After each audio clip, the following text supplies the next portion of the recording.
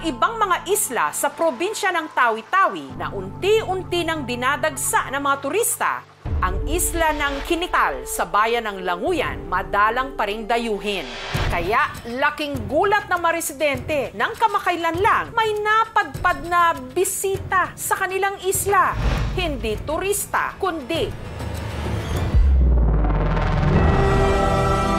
isang dambuhalang buwaya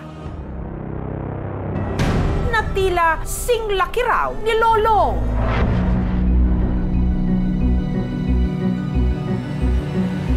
Hindi mo pasukan! Kalokohan kita! Ang paghuli sa higanteng buwaya na puno ng tensyon.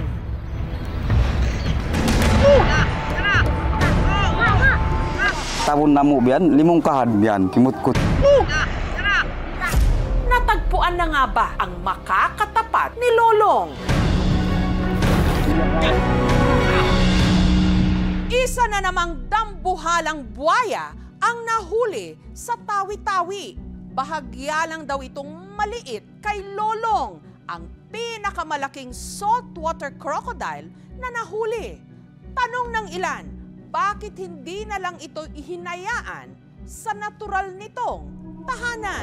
Ang buwaya, una na raw namataan ng mangingisdang si Kanai. Hapon pa lang nitong January 5. Tumulag ako palaod, 3 minute na akong bugsay. Nangabay, ang pakita ko na yung buhayan ito. Pangita ko mga batang, pakita ko yung iba. Kaya si Kanai agad na bumalik sa Pampang. Ngayon ako nakapingit, pagkadik pabay, nabetaan ko na sila ini. Ang mga residente na bahala. Malago siya, mandali na sa makaw na sa tao. Nadi, tsaka na may sabang numaog na biyayan, natawahon na mo urulon biyayan para rin makakatuot. Mabuka kami, malago. Si Ponsing hindi nagpasakmal sa takot. Agad pinuntahan ang gumagambala sa kanilang isla. Kita ko naman ito yung silbanin style niya, bang beriin namin gumalaw siya atawari. Pagkanto ko biyan, di daisab siya amin gumalaw. Suwe siya amin hibalon biyan, pa siya gumalaw. Lumipas ang 2 araw, pero ang buwaya hindi pa rin umaalis sa kinaroroonan nito. Hindi nila alam kung nagmamatsyag lang o merong binabalak. Ano't anuman, abala ito sa mga residente na hindi makalusong sa dagat para mamana ng isda na siyang pangunahin nilang kabuhayan. Kawagan na mamun, makaon man kami simbayan, ay kawin man yung pamilya na naway na mag-usahakan nila. Mga landun. Narandun dito man siya. Narandun yung pangusahan lang. Kaya idinulog na nila ito sa kanilang barangay. Kay berin buhaya yung sagaon ko atawa berin inakson mo. Laong niya saga magman niyo masagaw amin hali kamo ban wayron likado niyo. Laong na mabuka da sa bakumbya makuan kamu. Na laong ko kami na bahala laong ko sin mga halbiad to man makausahin kabataan. Na laong ko bang kamu magad ka ko amin makatawakal sa gam na sagaon ta. At saka nila inihanda ang mga gagamitin para sa paghuli sa buwaya. Hindi ako lubid da, iban ba pukot da mga 5 meter, haba-haba niya. Kahit kabado, buong tapang pa rin silang lumusong sa dagat. Biyak sa ako magkita buhaya, sabay ako nakasagaw. Hindi mo pasukan! Kalokohan kita!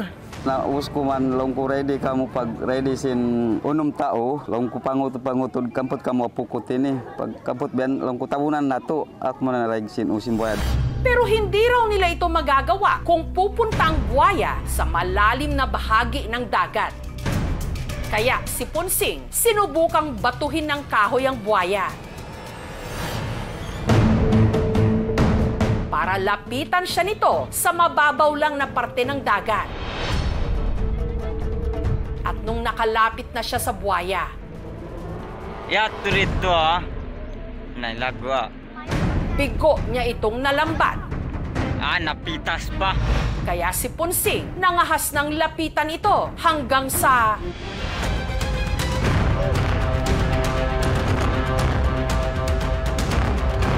Tabon na mo biyan, limong kahad biyan, kimutkot. Nakakutkot siya palubid, napa pag longkon lubid, pag konsin lubid, pa kuliburan inu biyan. Nung tuluyan na nilang na-corner at nalambat ang buwaya, agad nilang tinalian ang bibig at buntot nito.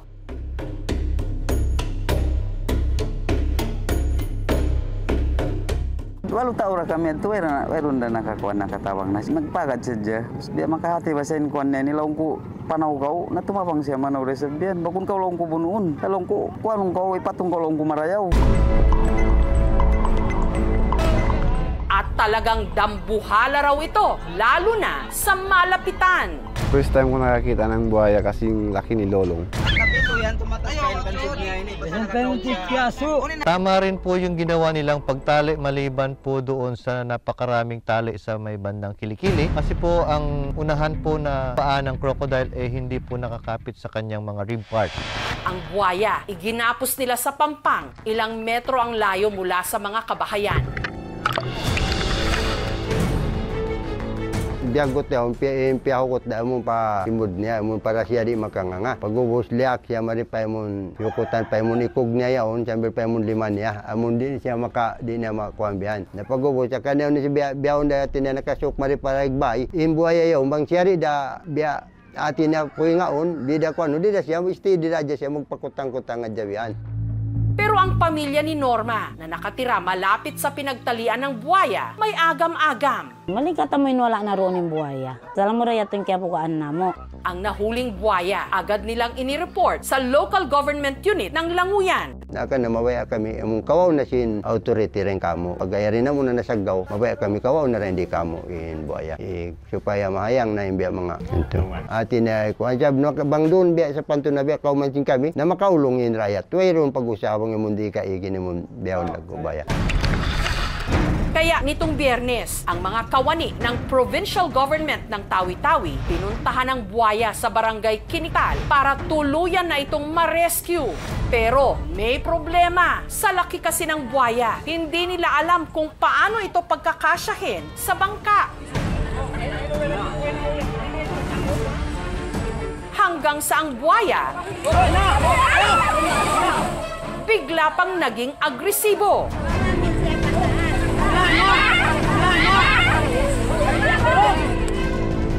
Gaano ba talaga kalaki ang buwayang ito? Ito na nga ba ang papalit sa trono ni Lolong?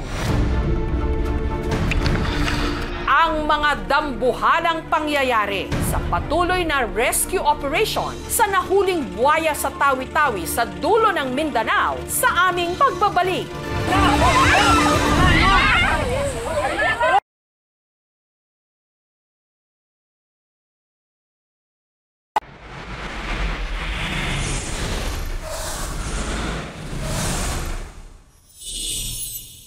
Luzon, Visayas, Mindanao. Tutok na. #KMJS na. Isang dambuhalang buwaya ang namataan sa Languyan sa Tawi-Tawi.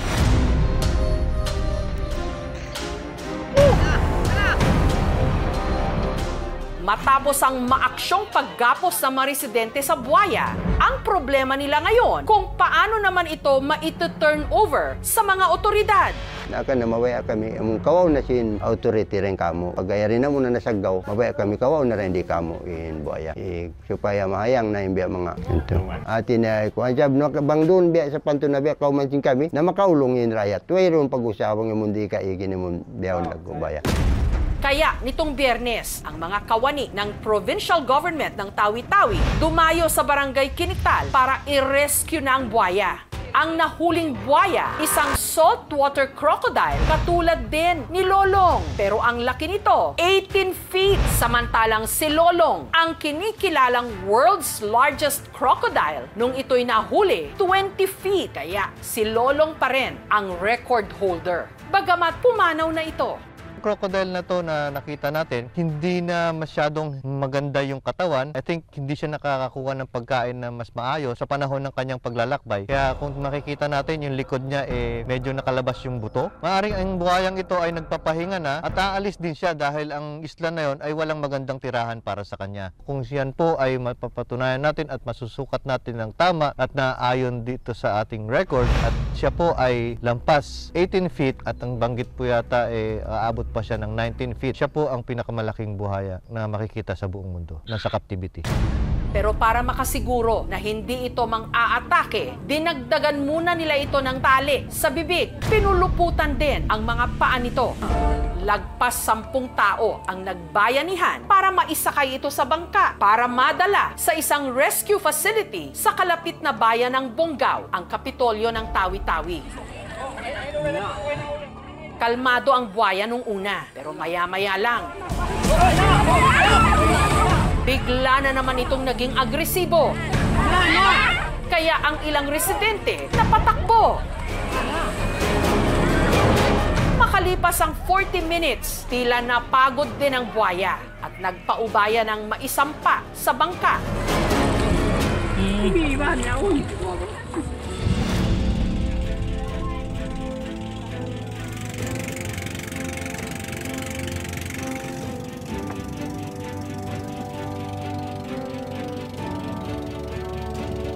Dahil sa banta na posibleng may maligaw pang buwaya sa kanilang isla, ang mga residente ng Barangay Kiniktal may panawagan. Magdir sila biya, siminal among bang biya din ini mong kuwan sini mo pasar sini mo pagkuwan simbuaya. Amo atuin biya mga pangwantin kami.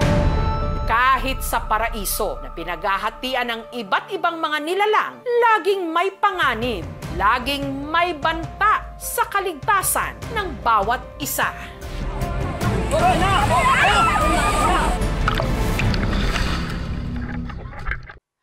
Thank you for watching, mga kapuso. Kung nagustuhan niyo po ang videong ito, subscribe na sa GMA Public Affairs YouTube channel. And don't forget to hit the bell button for our latest updates.